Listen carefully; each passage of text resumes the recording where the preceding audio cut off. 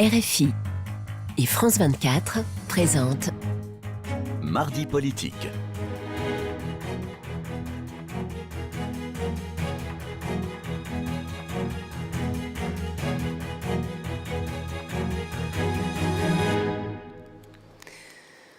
Bonsoir, c'est l'heure de Mardi politique sur France 24 et RFI. Bonsoir Frédéric Rivière. Bonsoir Rosine, bonsoir à tous. Et ensemble, nous recevons Hervé Marseille, président du groupe Union Centriste et président de l'UDI.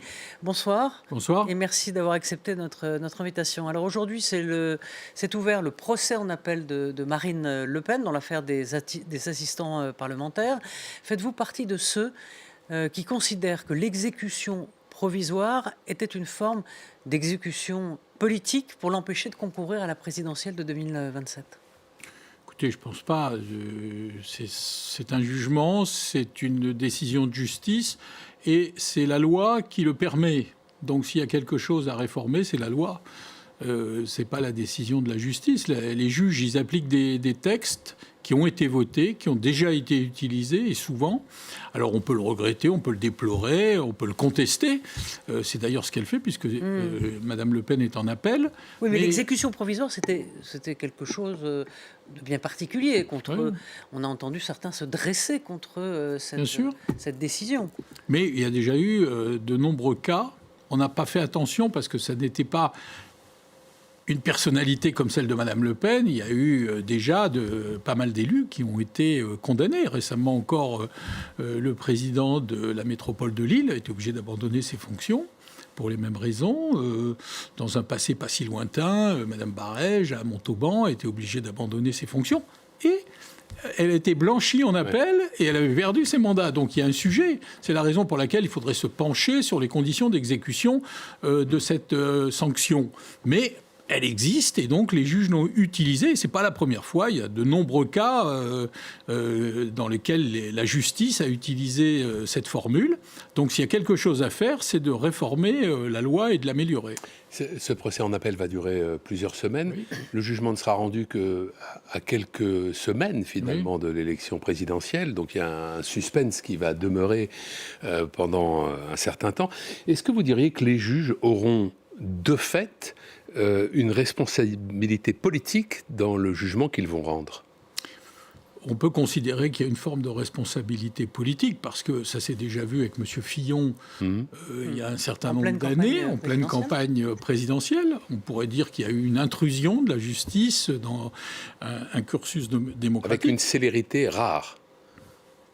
Vous le dites. Et ça a été souligné et je crois que c'est un fait, ça, voilà. la rapidité avec laquelle... Et donc, d'un autre côté, les juges vous diront, et la justice vous dira que tous les justiciables sont égaux devant la justice et que quand il y a un phénomène à sanctionner, ils interviennent et ils le font. Encore une fois, c'est peut-être aux législateurs de se pencher sur les règles et d'examiner les conditions au moment des périodes électorales. Mais justement, est-ce que la pression, le doute qui pèse sur la tête des juges pourrait modifier leur jugement, c'est-à-dire de pas censurer, mais de faire attention justement à leur jugement?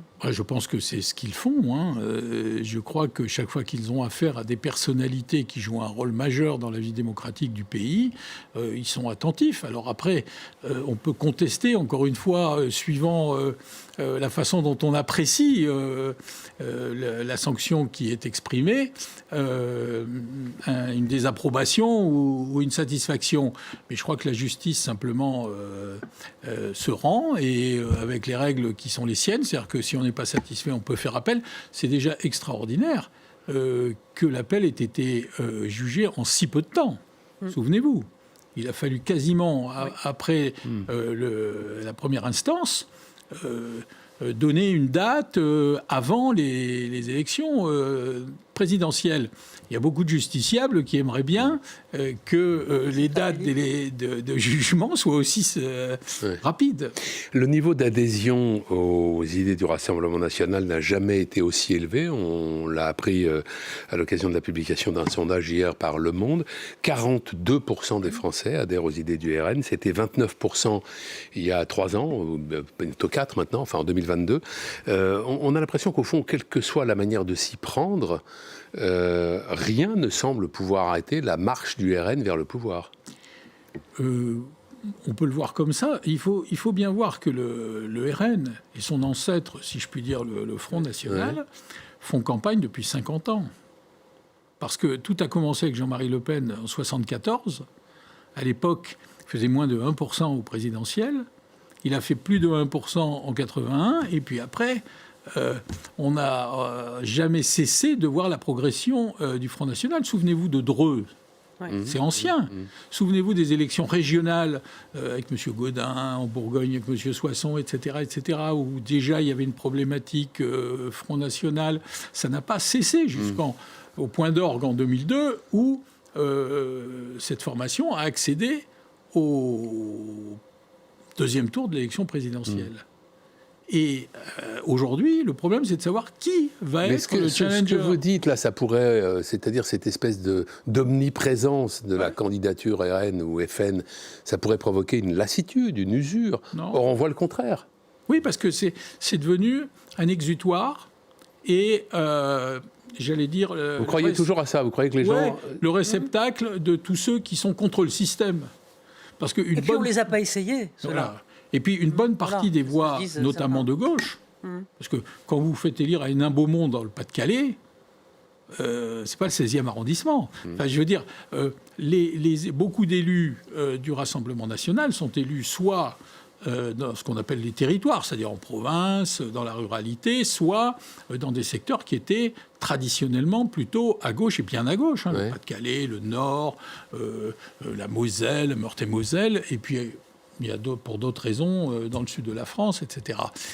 C'est une espèce d'exutoire. C'est des gens qui, souvent d'un milieu très populaire, et une base très solide. Parce que ça fait des décennies qu'on dit « mais c'est l'extrême droite, ce sont des fascistes, pas des patatas ». Enfin, les gens, plus on conteste les qualités de ce parti, et plus ils se solidifient. Donc ils servent d'exutoire, et quand ça va mal... c'est un peu l'antisystème, un peu comme LFI d'ailleurs. La colère des agriculteurs ne retombe pas. Ils ont aujourd'hui déversé des pommes de terre devant l'Assemblée nationale. Sébastien Lecornu, il y a quelques minutes, a annoncé une loi d'urgence agricole autour de l'eau, de la prédation, des moyens de production. Alors, avez-vous compris de quoi il s'agit? Ce sera en mars. Et est-ce que ce sera suffisant pour éteindre la colère? Enfin, moi, j'ai pas tout compris à cette loi. Donc, vous savez, en France, quand ça va mal, on fait des lois. Quand ça va mal, on soigne avec des lois. Il y a eu la loi Duplon et Ménonville il y a quelques mois. Il n'y a toujours pas les décrets d'application. Il faudrait déjà commencer par faire les décrets d'application. C'est ce que demandent d'ailleurs les syndicats agricoles, en disant il y a eu une loi qui est bonne pour les agriculteurs, faites-nous les décrets d'application. Ça fait 6-7 mois qu'on attend les décrets. Maintenant, on dit « Ah, ben ça va mal, on va faire une nouvelle loi ». Pourquoi pas? Il y a sûrement des sujets sur l'eau, la prédation, etc., etc. Mais là encore... La prédation, je précise, c'est notamment le loup, parce que ce n'est pas forcément clair pour tout le monde. Ouais. Le loup, vous avez raison de le préciser. Mais je crois que là encore, il y a un ras-le-bol, et les agriculteurs... finalement, ils mettent un peu, là aussi, un peu tout dans le sac pour dire il y en a marre. Parce qu'il y a bien sûr le Mercosur, il y a la PAC, c'est-à-dire les aides européennes qui baissent de près de 20%. Il y a les problèmes liés à la viticulture, parce que la viticulture, vous avez les droits de douane qui sont mis en place par M. Trump, mais il y a aussi le fait qu'on consomme moins de vin, d'alcool, etc. Et donc, tout ça confondu fait que vous avez une communauté, c'est les agriculteurs, la ferme France, comme on dit, qui est malade. Et il y aura quand même les perdants et les gagnants et les perdants. Mais par exemple, dans le Mercosur, Je veux dire, soyons clairs. On dit c'est le Mercosur, parce que ça permet de dire il y en a marre, bon voilà. Mais en vrai, il y a plus de problèmes avec l'Ukraine qu'avec le Mercosur. Parce que le Mercosur, vous avez 70 à 80% du traité du Mercosur qui est favorable à l'industrie française et européenne. Il y a 20%, on va dire, c'est notamment l'élevage bovin, qui doit être protégé, et où il y a un sujet. Mais les machines-outils, le luxe, les alcools forts, le champagne, etc., on a un marché qui s'ouvre et qui est extrêmement important. L'adoption du Mercosur, en dépit de l'opposition de la France, est-ce que ça n'est pas le signe que la voix de la France ne porte plus très fort au sein de l'Union européenne ? Je crois que nous, c'est clair, on a un poids qui s'est relativisé, on n'a pas de budget. Je veux dire, on peut donner des leçons aux autres, mais je veux dire, pour l'instant, on n'est même pas en situation de voter notre budget.